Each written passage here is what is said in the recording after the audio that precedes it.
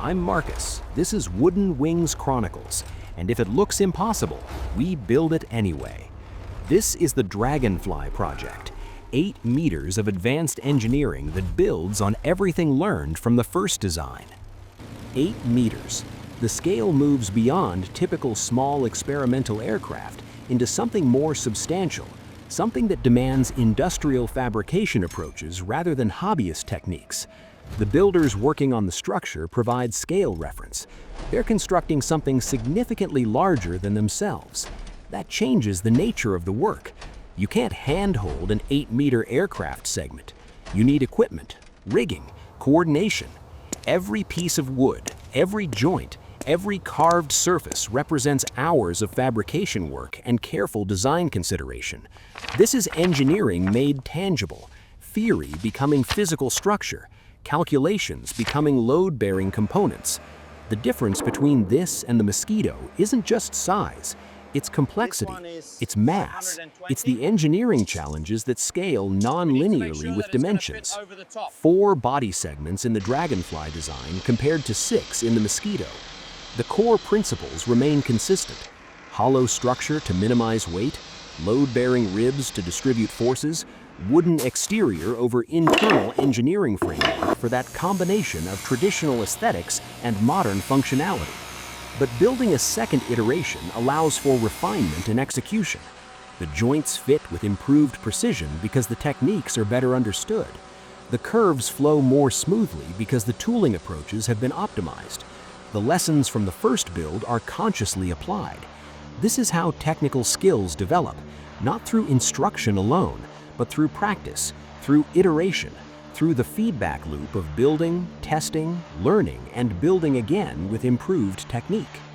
Through applying previous experience with improved methods and better understanding, there's genuine value in continuous improvement, in systematic refinement of process and technique, in examining previous work critically and identifying specific areas for enhancement. The Mosquito taught valuable lessons about weight distribution, how even small asymmetries create control challenges. It revealed insights about structural flex, how wood behaves under aerodynamic loads. It demonstrated realities about control response, how quickly inputs need to translate to wing movement. All of that knowledge, all those hard-won lessons are embedded in this Dragonfly design.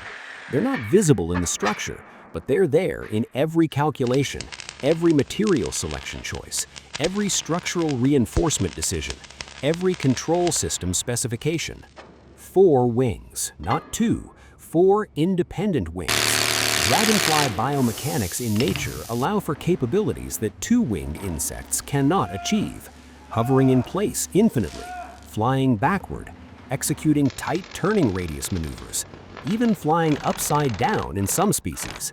4 wings provide that capability through 4 independent thrust vectors and control points that can be coordinated in complex ways. That's not just mechanical engineering, that's complex systems integration. That's control theory applied to a unique configuration. 4 separate mechanical units learning to function as one coherent system without losing individual responsiveness.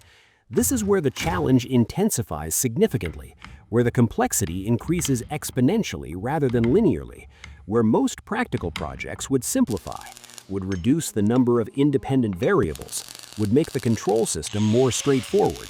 This design went the opposite direction deliberately, made it more complex, made it more challenging, because the goal isn't just flight. Many configurations can achieve flight. The goal is flight that mimics natural biomechanics, that achieves the same capabilities that millions of years of evolution produced in dragonflies. This head component was carved by hand. The level of detail is notable when you examine it closely. Those compound eye domes, precisely shaped and positioned. The mandible forms, accurate to dragonfly anatomy. The mounting interface to the thorax, engineered for both structural strength and aesthetic continuity. This goes beyond purely functional design into artist and craftsmanship, into sculpture. But it's not just art, it's also a functional cockpit providing pilot visibility and protection. It's also a cable routing system with internal pathways for electrical systems. It's aesthetic design that must simultaneously function mechanically, structurally, aerodynamically. That's a genuine engineering challenge, balancing visual design goals with structural requirements, with functional needs, with manufacturing constraints. You could make this head component more utilitarian, more standardized, more efficient from a pure engineering optimization standpoint, but then it wouldn't maintain the Dragonfly form accurately. It wouldn't achieve the biomimetic design goal. This design respects the source organism's form, and that respect shows in every carved detail, every structural choice, every material decision.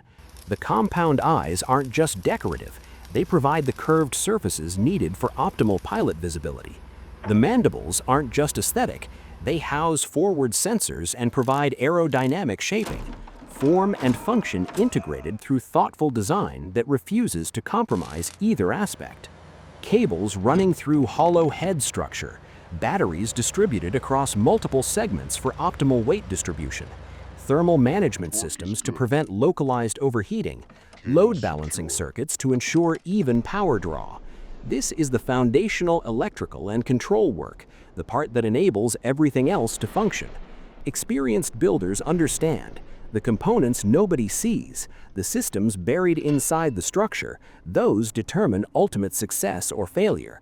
The visible exterior gets attention and appreciation, but the hidden connections, the wire routing, the thermal management, the power distribution architecture, those determine whether the aircraft flies successfully or experiences system failures. Design concepts require solid technical implementation. They require attention to detailed specifications. They require methodical verification at every integration stage. This level of precision in the technical work is what makes reliable flight testing possible. Every amp rating is verified, every voltage drop is measured under load, every thermal zone is mapped to identify potential hotspots. The electrical architecture is as complex as the mechanical structure, involves as much engineering analysis, just less visible to external observation. Modern aircraft are electrical systems that happen to fly. The motors, yes, but also sensors, control computers, communication systems, navigation aids, instrumentation. All of it requires power distribution, requires control signaling, requires integration into a coherent system architecture. And in a wooden airframe, that integration poses unique challenges: routing through non-metallic structure, grounding without a metal chassis, thermal management without natural heat sinks,